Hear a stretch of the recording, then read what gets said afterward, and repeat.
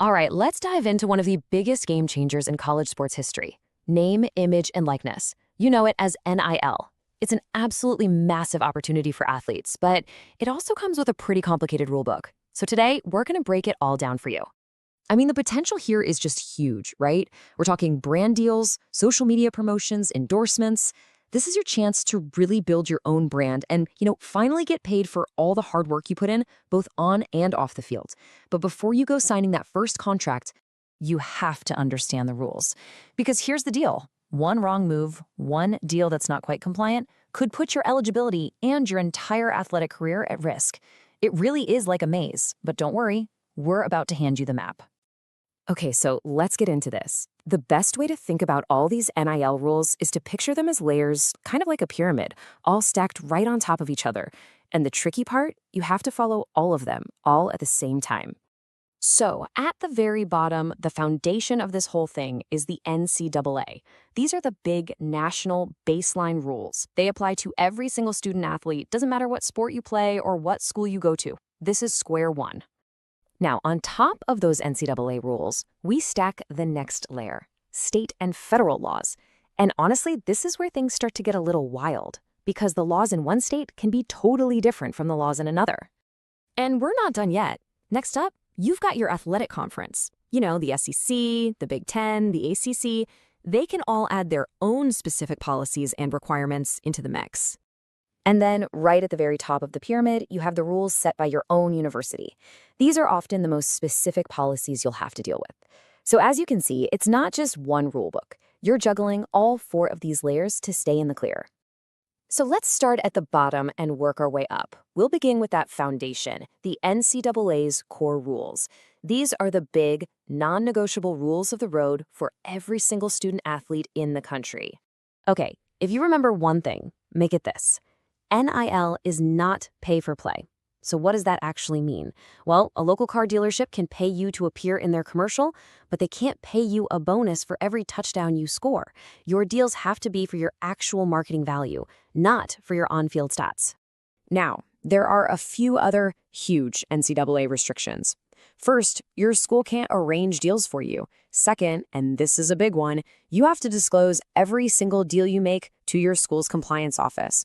And third, there are some major guardrails around how boosters can and can't be involved. And that booster thing, it brings up a huge misconception, right? Can some wealthy alum just cut you a massive check to convince you to sign with their favorite team? Well, the NCAA has a very, very clear answer on that. And that answer is a hard no. Just look at this real-world example from 2023 at the University of Texas. A booster was caught setting up NIL deals specifically to try and lure recruits to the school.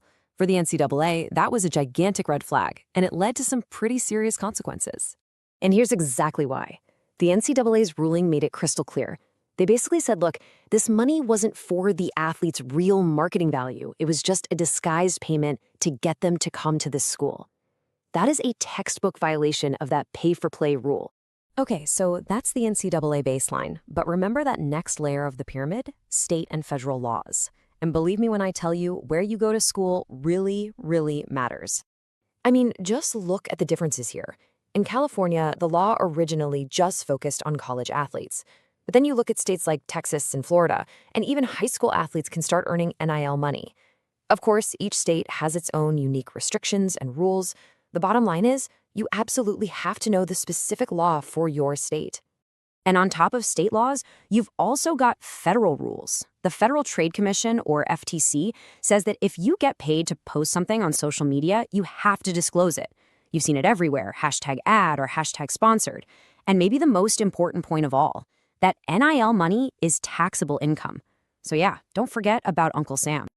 All right, let's keep moving up that pyramid to the next level of rules you gotta know: your athletic conference. They often have their own specific spin on the NIL landscape.